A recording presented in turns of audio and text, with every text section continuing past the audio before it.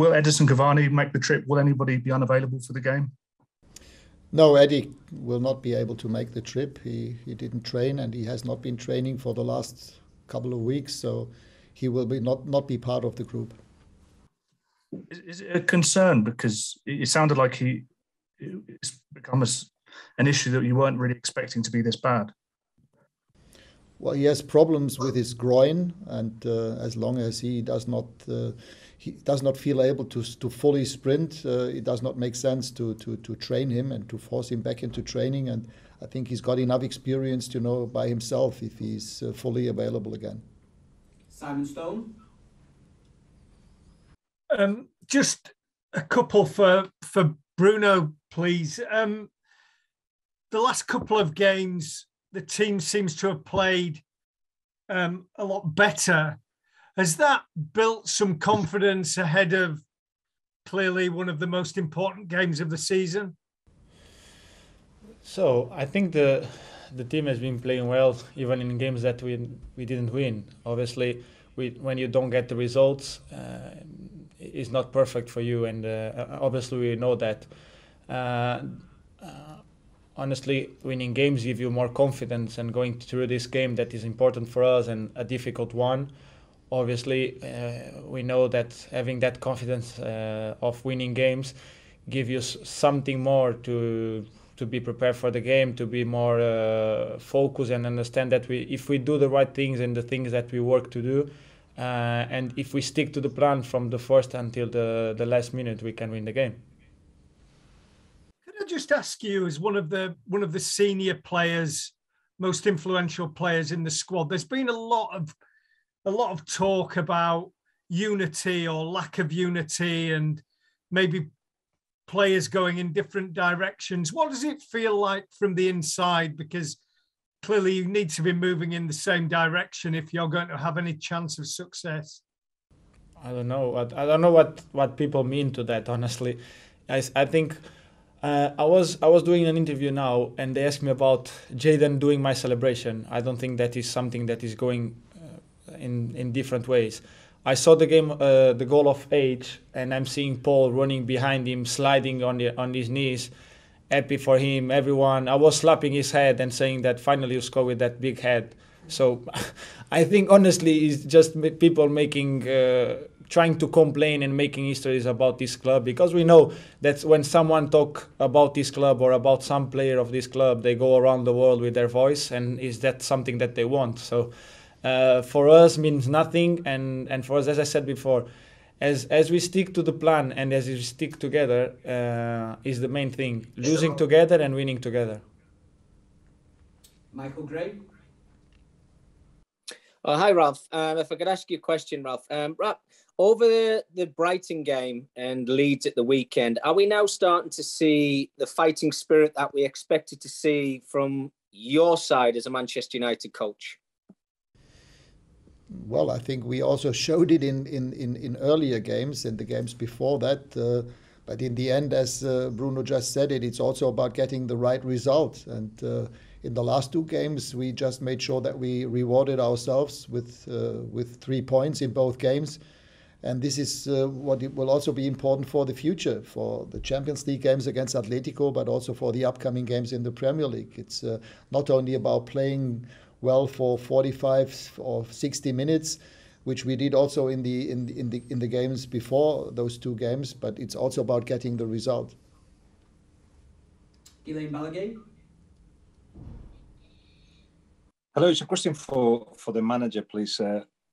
Basically, when you had such a little amount of time to prepare for a game like this, what's your role? What's the important thing? Is it the tactics? Make sure that they rest. The psychology part of it. What's the most important part for you? Well, in Champions League, you need to perform on the highest possible level in all those areas that you just mentioned. Of course, we had a game on Sunday, a very physical one. Atletico played away at Osasuna on Saturday, so there might be a slight advantage with regard to recovery on their side, but we obviously made sure that the players could recover in the last 2 days, and maybe we will have some fresh legs on the pitch. We will see tomorrow. And obviously, yeah, we need to play tactically on a high level, physically, mentally. We need to be prepared for a very emotional, if not even hostile atmosphere in that stadium. Some of our players will not be received with a red carpet, obviously. So, yeah, this is what we're all aware of. But I think we have enough experience in the team, and on the other hand, also enough talented young players. I think the mix of those two groups is perfect. And we're looking forward to that game. This is why we're all here and why we love this ball game. In order to play like in stadiums like tomorrow, and then in 2 weeks when we have, or in 3 weeks when we have the second leg to play at Old Trafford. For tomorrow, it's about getting the best possible result. I don't think that the game and the fixture will be decided tomorrow. It will be decided in the second leg at Old Trafford. David McDonald. Hi, a question for Ralf. Ralf, you've said that finishing fourth is the priority this season. To what extent is the Champions League a distraction in that sense? Because some of your rivals for fourth spot in the Premier League aren't in Europe, so that could give them an advantage in the run-in. Is the Champions League, in that sense, a kind of distraction for you? No, the Champions League can never be a distraction. That's why the team qualified and were desperate to qualify for this season's Champions League. And if we want to qualify for the Champions League next season, how can it then be a distraction once you're in the playoffs? This is why we are playing here and why we're all here working for this club. We want to play Champions League, and we are playing tomorrow against one of the best teams in Europe. And of course, we want to show everybody that we are able to beat this team. By the way, it's still, maybe it's not the biggest chance, but it's still a chance. If you win the Champions League, you can also qualify for the Champions League. But in order to do that, we have to first make sure that we play 2 top games against Atletico, and hopefully at the end of those 2 games be able to proceed into the next round. Gary Cottrell. Thanks, guys. A question for Ralf and Bruno, if possible. It's the same question. I know the final is a long way away, but of course Manchester United will be aiming to be in the Champions League final. With all the uncertainty in Eastern Europe at the moment, would you feel comfortable playing a game in Russia, in St. Petersburg? Well, it's still a long way until the final. So, and if we are to have a chance, we need to beat Atletico first. And we are fully aware that this is not the easiest of all draws that we could get.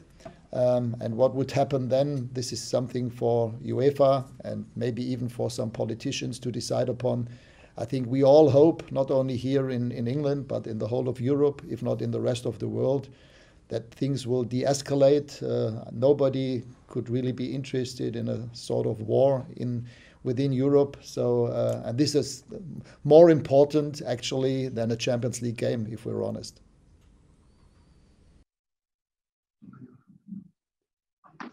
Rob Dawson. Hi, it's a question for Ralf, if possible. United are routinely called one of the biggest clubs in the world, but over the last 10 years haven't been beyond the quarterfinals of the Champions League. Do you think that a club has to be in sort of the last 8, the last 4, reaching Champions League finals to be considered one of the biggest in the world? Sorry, I didn't quite understand the question at the end. Say it again, please. Does a club have to be regularly in the last 4, in the last 8 of the Champions League to be considered one of the biggest in the world? Yeah, but we also have to be realistic. There have to be some reasons why it wasn't the case in the past, and we should not too much be interested in what happened in the last 5, 6, 7, 8 years. Future and normal life is in the present tense, and maybe in the next couple of days and weeks. So yeah, we have the chance to proceed into the quarterfinals of the Champions League, but in order to do that, we have to show that we are up for that we can beat Atletico Madrid, and then if we manage to do that, this will give us another boost. This will raise the level of confidence of the players, obviously, and then yeah, we will see what will happen then. But to say that a club like Manchester United should regularly be in the semi-finals of the Champions League, I could recall or name you quite a few other clubs in Europe where this would also be the case, and some of them even play in the second division. In Germany, I can tell you 3 or 4 clubs where this is the case. Pablo Higuera.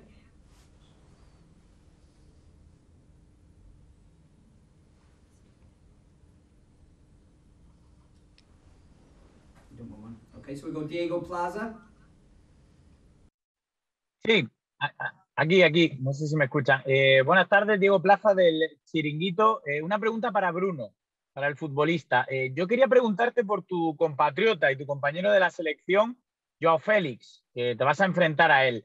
No sé si crees que la situación que está viviendo Joao Félix en el Atlético, donde no está mostrando todo su potencial, ¿qué consejo le darías? Si es un problema del club, si es un problema del futbolista y cuánto te preocupa mañana. Entonces, yo no sé quién es el problema. Yo lo que sé es que Joan tiene una calidad increíble. Es un jugador con un potencial enorme. Es muy joven todavía. Es que a veces nos olvidamos de la edad de él. No entendemos que está todavía en una fase de crecimiento. Cuando lo compró Atlético había apenas hecho 6 meses de titular en la primera división en Portugal por Benfica. Eso ya te demuestra la calidad que tiene el jugador, porque no es cualquier club que paga por él lo que ha pagado. Sabiendo también que no era el único club que estaba por detrás de él, por eso pagarán tanto para tenerlo al más rápido posible. Obviamente después las calidades de él tienen que venir al conjunto del equipo, ¿no? Toda la gente sabe lo que pide Simeone, que era un equipo agresivo, que pueda defender. Sabemos todos que él es un jugador técnico, que puede defender también, yo creo que él puede correr, puede ayudar, pero es un jugador que yo creo que necesita libertad, pero no sé lo que va dentro del club, por eso no puedo comentar eso, ¿sabes? Yo te digo por lo que he visto en Benfica. Lo que he visto en Benfica para mí es un jugador que puede llegar a un nivel que pocos pueden para mí. Creo que tiene todas las calidades posibles para llegar. Creo que más tarde o más temprano lo va a hacer, sea en el Atlético o en el otro lugar, que yo no sé. Yo hablo con él y hablo por su vida personal, no hablo por el fútbol, no quiero comentar lo que vaya ahí, porque no creo que entre nosotros jugadores debemos comentar lo que va en los otros clubes. Por eso yo cuando hablo con él son por cosas personales, de estar de broma con él, y ya está. No tengo ese tipo de conversaciones con él para decirte lo que va dentro del club, lo que piensan, lo que quieren. Por eso no sé. Lo que sé es que es un muy buen tío y que tiene mucha calidad y que seguro, sea en el Atlético o en otro lugar, va a ser una gran carrera. Se sigue con la cabeza buena como tiene. Chris Quattro. Sí, hola, ¿qué tal? Muy buenas. Yo quería haceros una pregunta a ambos, porque esta temporada se está criticando mucho la temporada del Atlético, el juego del Atlético. Me gustaría que me valoraseis cómo veis al equipo esta temporada y si os da menos miedo que otras temporadas, si estáis de acuerdo con estas críticas de que este Atlético es más flojo.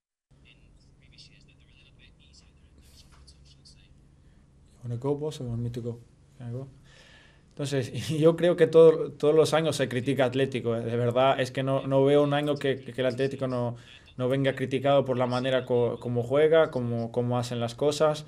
Pero la verdad es que desde que llegó Simeone, el Atlético empezó a ganar muchas cosas. Igual que la gente diga que juega un buen fútbol, un fútbol menos bonito, o como lo quieran llamar, lo que quieran decir, lo más importante es que llega al final, que siempre está ahí peleando por ganar la Liga, peleando por ganar la Copa, peleando en la Champions. No sé lo que es jugar bonito. Para mí es estar ahí y pelear por títulos.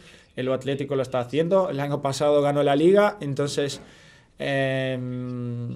ya sabemos que obviamente cuando vas ganando partidos, cuando vas primero, es todo muy bonito y nada te contesta la manera como juegas.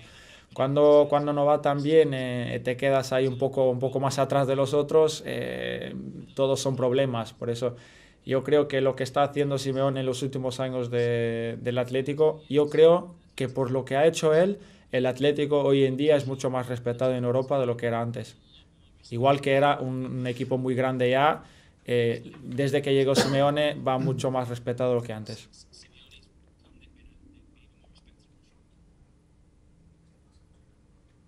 John Murray. Hello, Ralf. I just wonder, on a personal basis, what does it mean for you to be able to coach in the knockout stages of the Champions League again? Was there maybe a time where you thought that this time wouldn't come again? And also, when it comes to coaching against Diego Simeone's teams, are there things that you have to consider that perhaps you wouldn't with other teams and other coaches? I mean, yes, Bruno. I can hear myself. Sorry.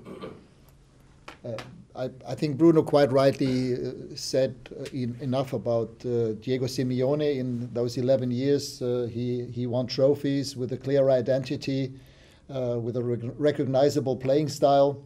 And I don't think that this has changed in the last years.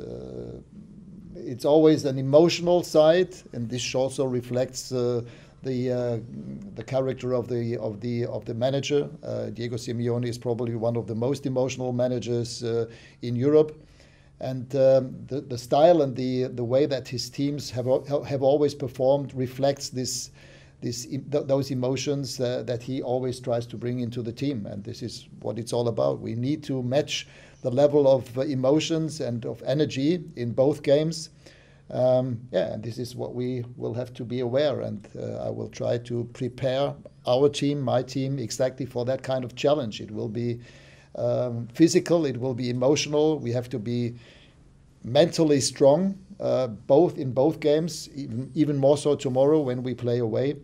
And we haven't played against each other as yet, but I've always admired what he has achieved in 11 years with Atletico. I think he changed that club completely into one of the most respected clubs in Europe. And as I said, I'm looking forward to those two games that we're playing. We'll go to the last two. The first for Laurie Whitwell and the last one for Paul Hurst. A question for Bruno, please.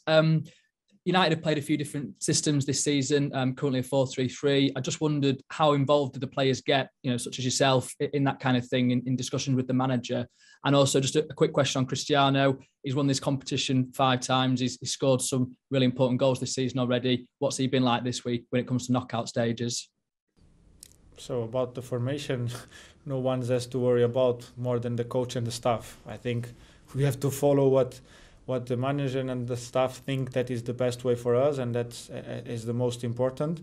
And here in this club, I never heard someone complain about the tactics, and I hope no one do that, because it's not respectful on the coach ideas, because I think we have been doing so well since he arrived. We have more identity as a team, I think, and obviously, as you said before, Cristiano won this competition many times, and everyone knows in this kind of competitions, he has that smell for the goal, he has that smell for doing different things. But at the same way, we have Rafa that have won the Champions League also, I think, for 4 times. That is a player also that is capable to do, but is always a first time for someone that wins. So sometimes it's about someone that have more experience, sometimes it's about someone that experienced that for the first time, because they are hungry to do something well, something good. They want to show it, because Cristiano, when he won the first one, obviously he probably was not the most influential player, or you can say that have more experience in that competition, and he won it anyway, and he helped the team won the Champions League. So it's all about everyone has to stick together, doing the same things, have the same focus, and obviously having players that can decide games for us in any moment is always helpful. And being Cristiano or another one, the most important for us is winning the game and going through this stage. Paul Hurst. Hi, Ralf. You spoke a minute ago about Simeone and the fact that he's been here for 11 years and he's developed a club style, won lots of trophies, got to 2 Champions League finals. Do you think it's important for United in their next appointment as their next manager to have someone who can do that, can be in position for a long time and develop a style? Because for the last few years, they've chopped and changed since Alex left. Yeah, but as I said earlier on, this is a question not for now. This is a question for the summer. Our full focus is on the present situation and the present tense, on the Champions League tomorrow and the Premier League in the last 12 games, and all the other issues have to wait until the end of the season. Thank you very much, everyone. That concludes the press conference.